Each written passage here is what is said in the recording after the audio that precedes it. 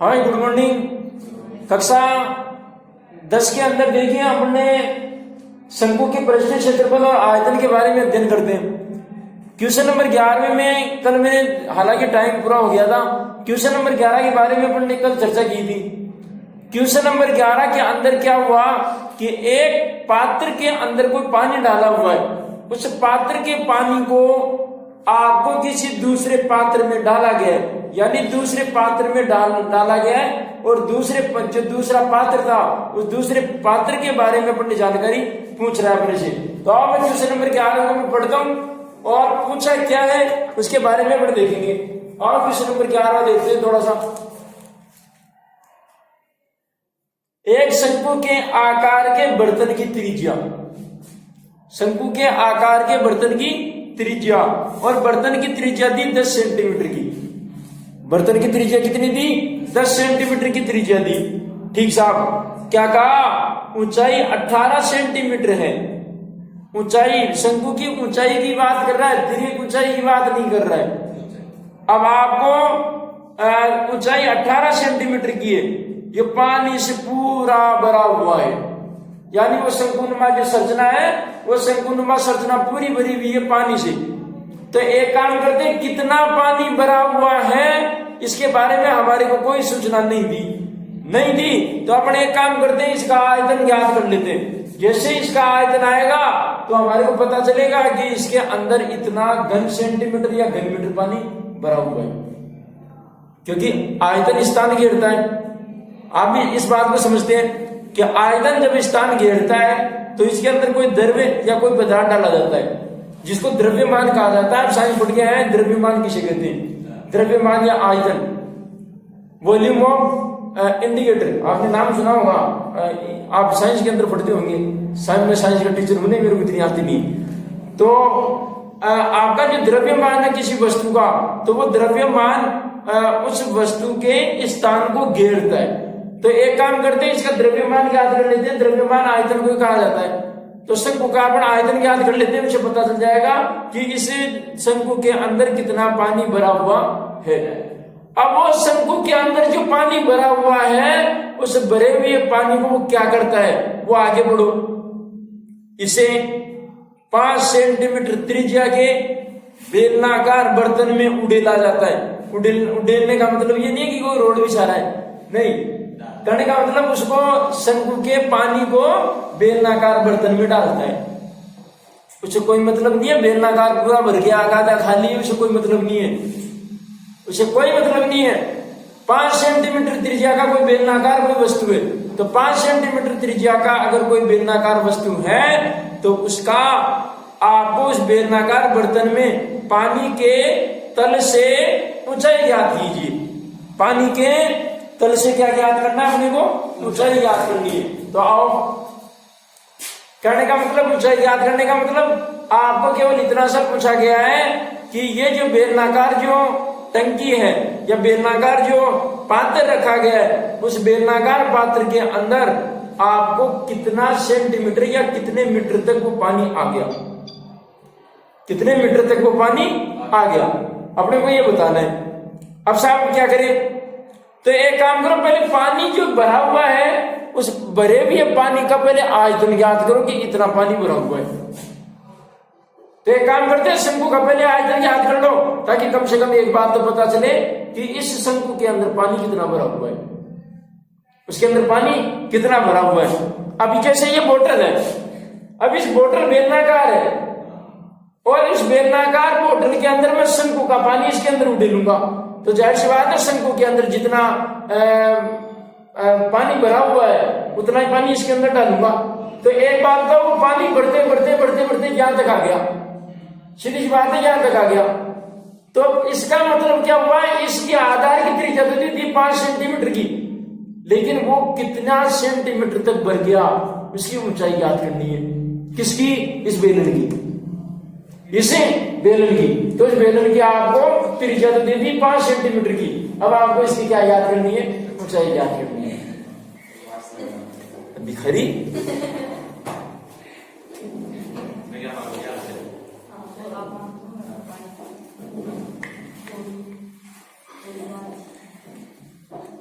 इसमें क्या है, वास्तव में पानी भरा था, पानी पी भी लिया, दो डबल काम हो गई, जिसको बोलते हैं ना एक पंथ दो काज।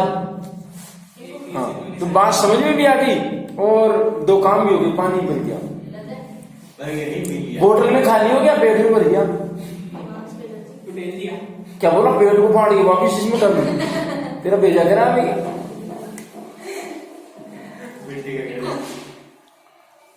हाँ भाई आओ हल करते हैं साहब। तो पहले एक काम करते हैं, उस शंकु के अंदर पानी भरा हुआ है। क्वेश्चन नंबर 11, ये एक शंकुनुमा आकृति है जिसकी त्रिज्या आपको 10 सेंटीमीटर दे रखी है। सेंटीमीटर में अब ये शंकु है आपका, इस शंकु की आपको खाली ऊंचाई दे दी और ऊंचाई दी 18 सेंटीमीटर की।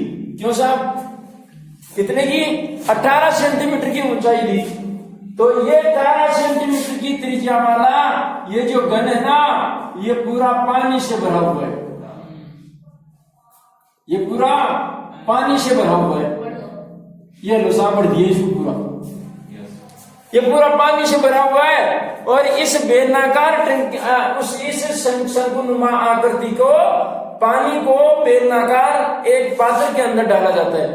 उड़ेलने का मतलब उस शंकु के पानी को बेलन में डालता है। तो एक काम करते हैं, ये एक बेलनाकार आकृति है, इस बेलनाकार आकृति के अंदर उड़ेल दिया पानी को और जितना भरना था उतना भर दिया। लेकिन इसकी त्रिज्या के लिए कहा कि वो त्रिज्या 5 सेंटीमीटर की है।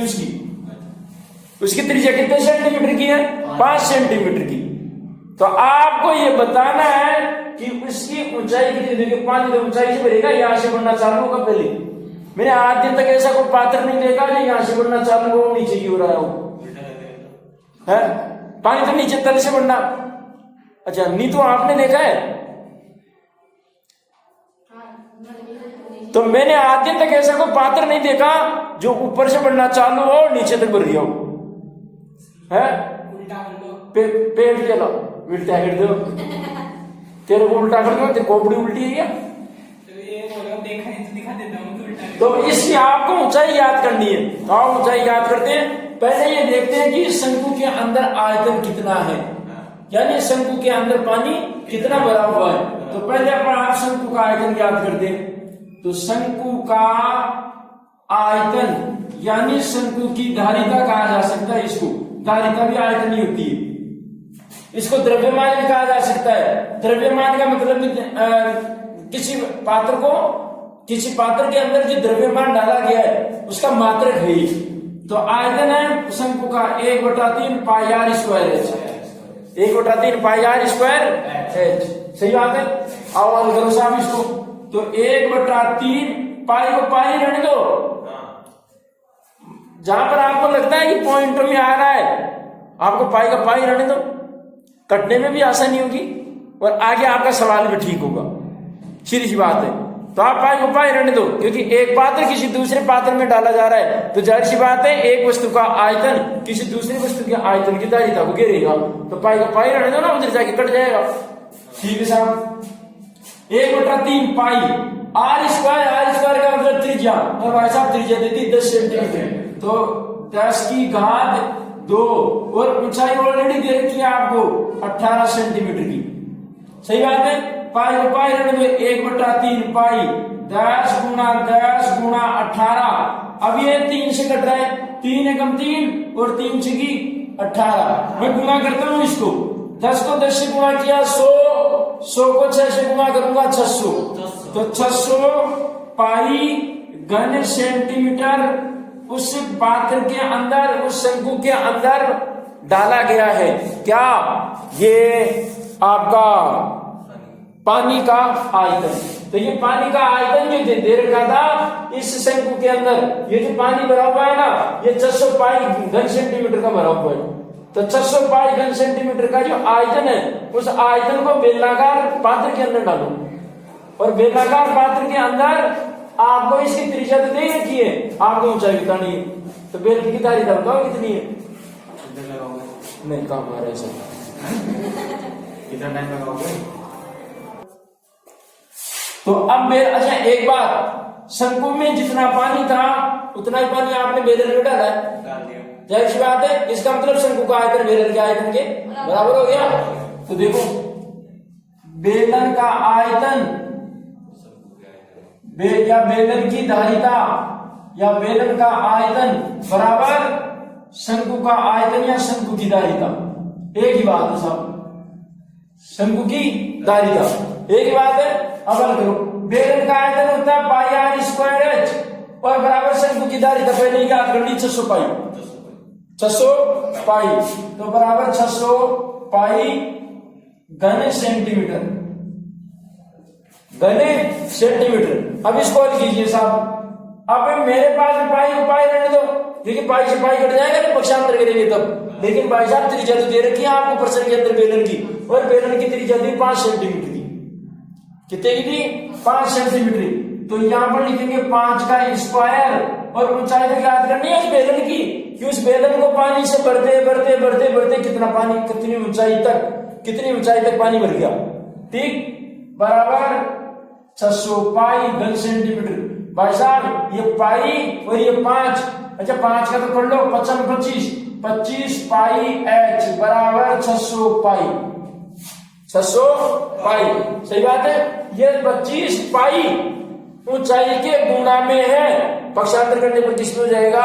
भाग में। तो भाग में करो, ऊंचाई बराबर 600 पाई बटा 25 पाई, 25 पाई। पाई से तो पाई कट गया और 25 से कम 25 यानी कि 25 दूनी 50, 25 दूनी 50 तो 60 में से 50 घटाओगे तो 10 और 10 के आगे एक जीरो और लगा हुआ अभी तक तो 100 गए, 25 चौक 100, 4 बार आ गया 4। इसका मतलब उस बेलन की ऊंचाई 24 सेंटीमीटर तक बढ़ गई, उस बेलन की ऊंचाई 24 सेंटीमीटर तक बढ़ गई। इसलिए बेलन की ऊंचाई कितने सेंटीमीटर की आएगी? 24 सेंटीमीटर की। कितने सेंटीमीटर की? 24 सेंटीमीटर की। आइए अगला सवाल देखते हैं, क्वेश्चन नंबर 12। अब देखिए 12वां प्रश्न क्या कहता है, और बहुत ही शानदार है ये, बोर्ड के लिहाज से भी बहुत ही इंपॉर्टेंट प्रश्न है। क्वेश्चन नंबर 12, 14 सेंटीमीटर भुजा के एक घन से 14 सेंटीमीटर भुजा का एक घन से बड़ा शंकु काटा जाता है, उस शंकु का आयतन ज्ञात कीजिए। भाई साहब बात ऐसी है कि शंकु का आपको आयतन बताना है। शंकु का आयतन ज्ञात करने के लिए उसकी ऊंचाई भी चाहिए, शंकु का आयतन ज्ञात करने के लिए उसकी त्रिज्या भी चाहिए। वो तो हमारे पास में नहीं है, खाली घन की आपको खाली भुजा दे दी। अब कॉमन सेंस की बात तो यह है कि उस 14 सेंटीमीटर भुजा का जो घन था उससे आपको शंकु की त्रिज्या और शंकु की आपको ऊंचाई ज्ञात करनी है। आपको पैनी नजर से देखना पड़ेगा इसको, तब जाकर के सवाल आएगा। अब इसको हल करने के लिए एक काम करना पड़ेगा। क्या? मैं एक छोटा सा घर बनाता हूं, आप गौर कीजिएगा। क्वेश्चन नंबर 12, मैं एक छोटा सा जैसा मेरे से घर बनता है, क्योंकि मैं पेंटिंग कलाकार तो हूं नहीं, मेरे को आता नहीं है चित्र बनाना। जो जैसा बनता है आप उसको समझने की कोशिश करें। मैं एक घर का चित्र बनाता हूं,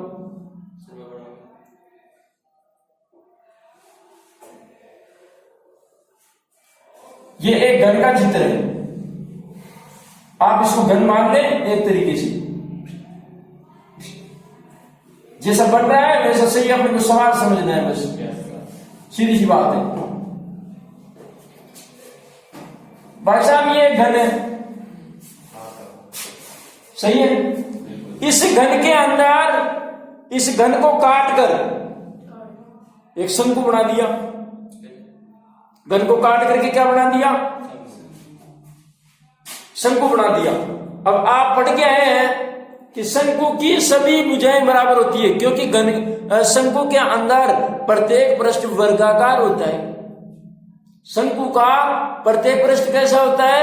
वर्गाकार। और घनाभ का प्रत्येक पृष्ठ कैसा होता है? आयताकार। या पिछली प्रश्नावली में पढ़ के आए आप 14-15 प्रश्नावली के अंदर है, 14-15 प्रश्नावली में आप पढ़ गए हैं। और जो रेगुलर जो क्लास ले रहा है उसको पता है कि घन और घनाभ की स्थिति क्या है। एक दिन खर्च हुआ था घन घनाभ को समझने के लिए, सही है ना।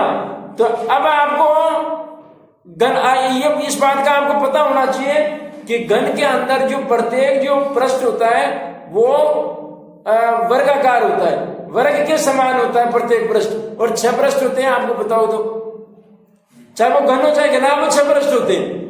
अब एक बात बताइए कि जो 6 पृष्ठ दे रखे हैं, प्रत्येक पृष्ठ वर्गाकार होता है। और आप इस बात को जानते हैं कि वर्ग की सभी भुजाएं क्या होती है? समान। वर्ग की सभी भुजाएं क्या होती है? समान होती है। सही है भाई साहब, इसको कोई गलत हो ही नहीं। तो ये भुजा भी 14 सेंटीमीटर, ये भुजा भी 14, ये भुजा भी 14, ये भुजा भी 14, ये भुजा भी 14, सारे किनारे 14 सेंटीमीटर की, मैं तो ये मानता हूं। सही बात है। अब इसको काट पीट करके और क्या बना दिया? इसको घन बना दिया।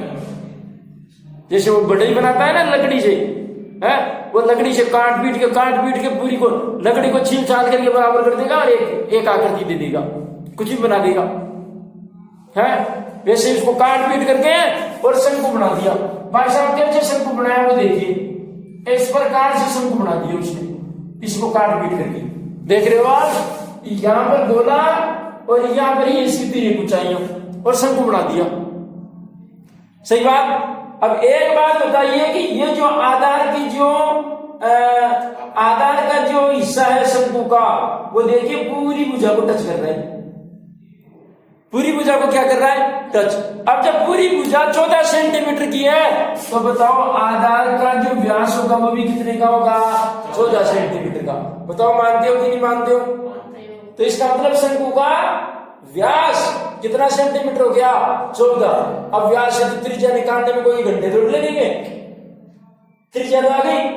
ठीक साहब, इसलिए शंकु का व्यास है कितना सेंटीमीटर? 14 सेंटीमीटर।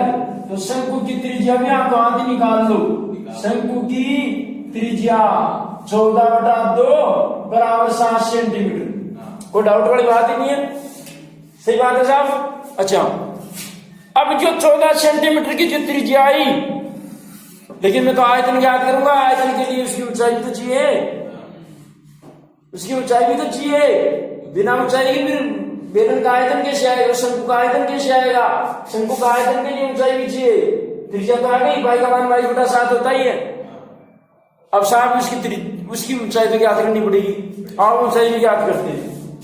एक बात बताइए, ये तो इसका केंद्र है, इसके केंद्र से और इसके शीर्ष तक मिलाने वाला रेखाखंड इसकी ऊंचाई है।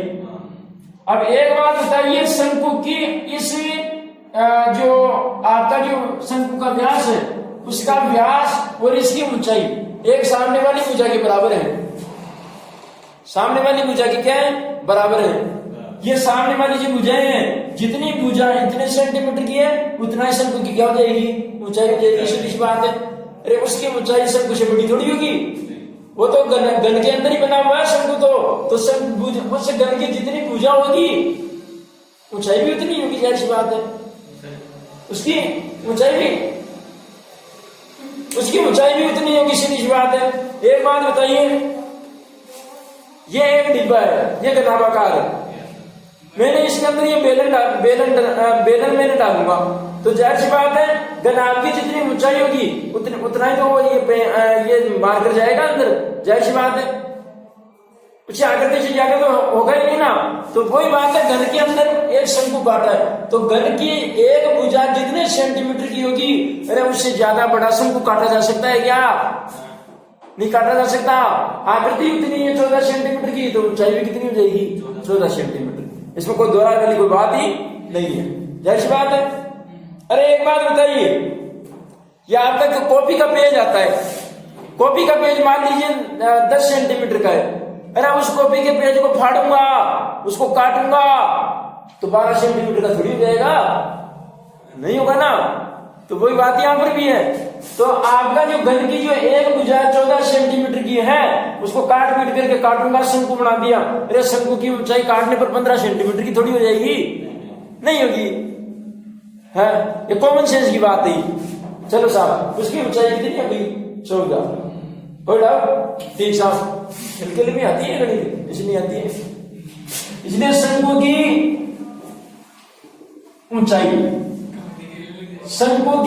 हो गई 14 सेंटीमीटर की और त्रिज्या हो गई 7 की। अब मैं आपसे पूछता हूं कि भाई साहब अब आयतन ज्ञात करने को डाउट है क्या? नहीं है, आयतन ज्ञात करते हैं।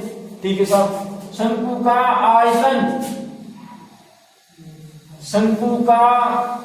आयतन और शंकु का आयतन होता है 1/3 पाई आर स्क्वायर एच।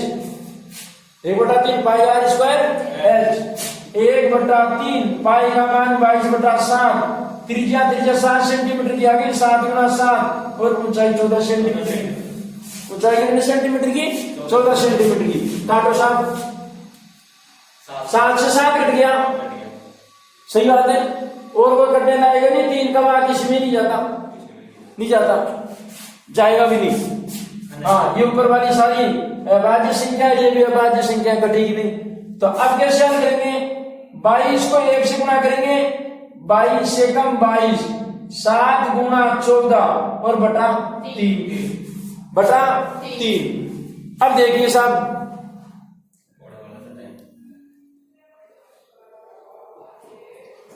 साहब, पहले गुणा करता हूं मैं इसको। गुणा करो 22 7 154, 22 7 154। अब 14 को और गुणा करना है, 14 को और गुणा करना है। अच्छा, 14 चौको 56, 14 पंजे 70, 5 75, 5 हासिल 7, 14 एकम 14 7 21, 2156 घन सेंटीमीटर का आयतन हो गया। 2156 घन सेंटीमीटर का उसका क्या हो गया? आयतन। 12%, 16.3, 12%। तो 2100 घन सेंटीमीटर का उसका। अच्छा, भाग भी देना है अभी तक, तो 2156 घन सेंटीमीटर में 3 का भाग देना, भाग दीजिएगा, 3 का भाग देना है। अब 3 का भाग दूंगा, 3 का भाग देने पर देखो कितना आएगा। 3 का भाग दूंगा मैं, तो 3 7 21, 3 एकम 3 और 3 के नीचे 712, 718.67